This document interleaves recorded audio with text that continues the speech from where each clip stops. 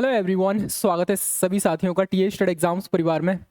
तो भाई सभी साथियों के लिए एक कह सकते हैं एक अपडेट है, एक मोटिवेशन वाला सेशन रहेगा हमारी तरफ से आप लोगों के लिए। और यहाँ पर एक छोटी सी जानकारी मिलेगी आपको, डिफरेंस पता चलेगा आपको सेवन्थ पे कमीशन और आपका एट्थ पे कमीशन के हिसाब से। बेसिकली देखा जाए तो ये एक आपका मोटिवेशन का काम करने जा रहा है ये सेशन, और यहाँ पर हम लोग डिफरेंस देखेंगे और सेवन्थ पे के हिसाब से कितनी सैलरी आपको इन हैंड मिलेगी और एट्थ पे के हिसाब से कितनी सैलरी मिलेगी। तो सभी साथी थोड़ा सा ध्यान लगा के और टकटकी से ध्यान लगा के देखना सेशन को, सारी चीज़ें आपको पता चल जाएगी। सेवन्थ पे के हिसाब से देखोगे तो यहाँ पर ये मिलेगा और एट्थ पे के हिसाब से देखोगे तो यहाँ पर ये मिल जाएगा। ठीक है, जो सैलरी रहेगी उसके बारे में चर्चा करेंगे, सारी चीज़ें करेंगे। अदर अलाउंसेस क्या क्या रहता है, जैसे आपका डीएनएस अलाउंसेस हो गया, हाउस रेंट अलाउंसेस हो गया, ट्रैवलिंग अलाउंसेस हो गया, रिस्क अलाउंसेस हो गया, और भी बहुत सारे अलाउंसेस मिलते हैं। तो आपकी नेट सैलरी आपके हाथ में कितनी रहेगी उस पर मैं चर्चा करने जा रहा हूँ।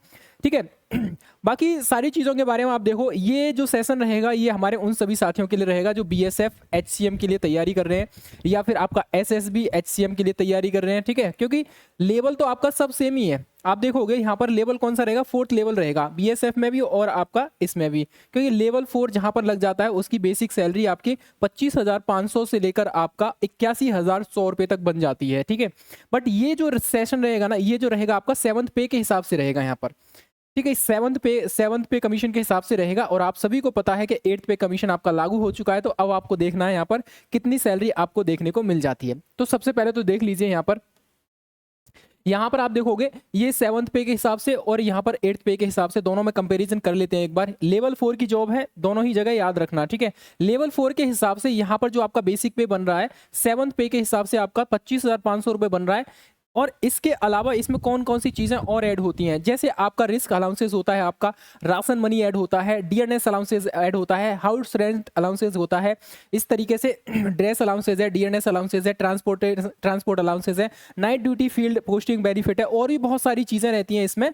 ये सब ऐड ऑन होकर आपकी जो सैलरी है, नॉर्मली देखा जाता है कि आराम से 52 से लेकर 55,000 के आसपास, या कह सकते हैं 50 से लेकर 52,000 के आसपास आपको देखने को मिल जाती है। बट इसमें से भी कुछ कटता था अब तक आपका, यानी जैसे आपका करता है ना एनपीएस कटता है, तो ऑलमोस्ट 4-5 हज़ार रुपये कट जाता है, 3.5 से लेकर 4-4.5 हज़ार तक कट जाता है। तो ऑलमोस्ट देखा जाए तो 45 के आसपास आपको ये सैलरी आपको देखने को मिल जाती है।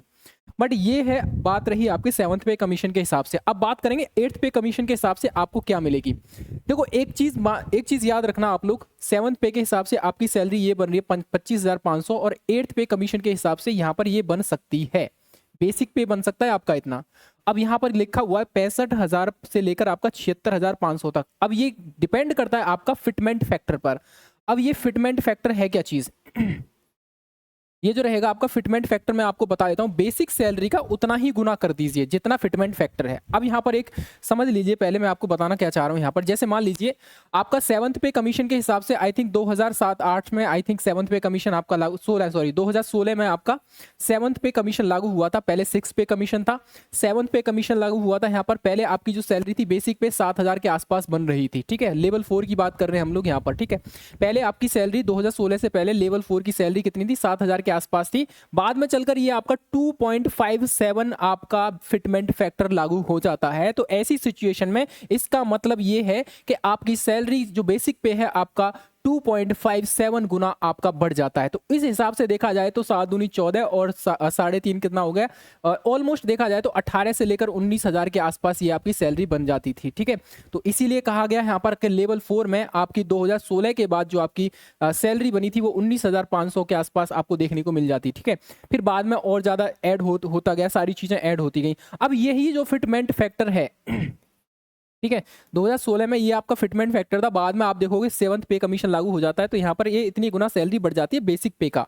अब यहाँ पर क्या बोला जा रहा है भाई सरकार के द्वारा कि फिटमेंट फैक्टर कितना रखा जाना चाहिए, सबसे मेन मुद्दा यही है। और अभी तक ये कह सकते हैं आपका फिटमेंट फैक्टर डिसाइड नहीं हुआ है। हालांकि सैलरी वगैरह आप पता नहीं किस हिसाब से पहुंच दे रहे हैं बोल, लेकिन फिटमेंट फैक्टर अभी डिसाइड नहीं हुआ है। नॉर्मली सरकार का ये मानना है कि भाई जिस तरीके से कंडीशन बनी हुई है वो इतना फिटमेंट फैक्टर रह सकता है। ऑलमोस्ट कह सकते हैं हम 2 गुना के समथिंग बेसिक पे का आपकी सैलरी बढ़ने के चांसेस रहेंगे, यानी फिटमेंट फैक्टर आपका 1.92 आपका हो सकता है इतना। अभी बेसिक पे कितना है आपका, ये देखो बेसिक पे आपको देखने को मिलेगा 25,500।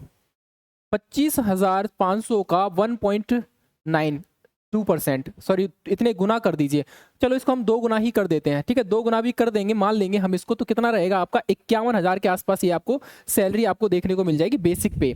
लेकिन यहाँ पर जो ये इतना ही नहीं रहेगा आपका, 1.92 गुना नहीं रहेगा, ये हो सकता है इतना भी हो सकता है आपका 2.27 इतना भी हो सकता है। अगर इतना होता है तो फिर आपकी सैलरी अच्छी खासी आपको देखने को मिल जाएगी। यहाँ पर 65,000 से लेकर 76,500 ये बेसिक पे मिलेगा आपको। इसमें फिर बहुत सारी चीज़ें ऐड हो जाएंगी, जैसे आपका DA है, HRA है, TA है, रिस्क अलाउंसेस है। ये आपका एरिया पर भी डिपेंड करता है रिस्क अलाउंसेस, है ना। नॉर्मली क्या होता है कि 3 सेक्टर में हम लोग इसको डिवाइड कर रखा होता है, एक लोकल होता है, रूरल एरिया होता है, एक होता है वैसा मेट्रो सिटी होता है, एक होता है ज़्यादा हाई रिस्क अलाउंसेस जहाँ पर रहता है, ठीक है। तो उस हिसाब से डिपेंड करता है, मैक्सिमम आपको 35,000 इसमें ऐड हो सकता है। तो ऑलमोस्ट जो सैलरी देखोगे यहाँ पर एक्सपेक्टेड बता रहे हैं हम आपको, यहाँ पर एक्सपेक्टेड आपकी सैलरी इतनी बन सकती है, वो एरिया पर डिपेंड करता है, ठीक है। और यहाँ पर एक्सपेक्टेड इन हैंड कितना मिलेगा, 75,000 तो मिनिमम मिलेगा ही मिलेगा भाई मेरे यहाँ पर, ठीक है। कितना भी कम कर लेंगे 75,000 से लेकर आपका 70,000 से तो नीचे किसी भी कंडीशन में आपकी सैलरी नहीं रहने वाली है। आप जब तक ज्वाइन करेंगे तब की बात कर रहे हैं हम लोग, यानी इनिशियल सैलरी आपकी इन हैंड 75 से लेकर 72-75,000 के आसपास में मिलेगी आपको। तो इसीलिए हम कह रहे हैं हम यहाँ पर कि भैया आपको ये सारी चीज़ें ऐड कर लेनी है अपने उसमें, क्योंकि इसमें ये सारी चीज़ें ऐड हो जाएंगी यहाँ पर। इसीलिए अच्छे से मेहनत करो भाई मेरे, और जिसने भी हमारा जय हिंद बैच ज्वाइन नहीं किया तो ज्वाइन भी कर लेना वो वाला बैच, क्योंकि उसके अंतर्गत हम लोग सारी क्लासें ऑलरेडी हो चुकी हैं। बट यहाँ पर क्या है कि हम लोग आपके अकॉर्डिंग सारी चीज़ें कवर कर रहे हैं, सिलेबस के अकॉर्डिंग सारी चीज़ें कवर कर रहे हैं। तो ये SSB का HCM का हमारा जय हिंद बैच था, जिसको आप लोगों ने बहुत ज़्यादा प्यार और सपोर्ट दिया है। आप इस बैच को ज्वाइन करके अपनी तैयारी को कंप्लीट कर सकते हैं। इसमें बस आपका एक सेक्शन बचा हुआ है, और वो सेक्शन आपका बचा हुआ है स्टैटिक जीके का।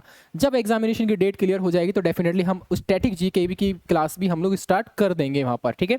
तो जो साथी SSB के HCM से इसके जय हिंद बैच से नहीं जुड़े हैं तो जुड़ जाइए भाई मेरे यहाँ पर, ठीक है। अगर आपने अपना PST और PT क्वालिफाई किया है तो रिस्क मत लीजिए, अच्छा खासा मौका है, टाइपिंग प्रैक्टिस करते रहिए और साथ में अपने रिटन एग्जाम की भी तैयारी करते रहिए, ठीक है। सारी चीज़ें एकदम क्लियर है, कोई डाउट है तो कमेंट सेक्शन में बता दीजिए अब, ठीक है। चलिए, सैलरी के रिगार्डिंग कोई डाउट बचता है तो कमेंट सेक्शन में बताइए, definitely I will reply very soon. Thank you very much, जय हिंद।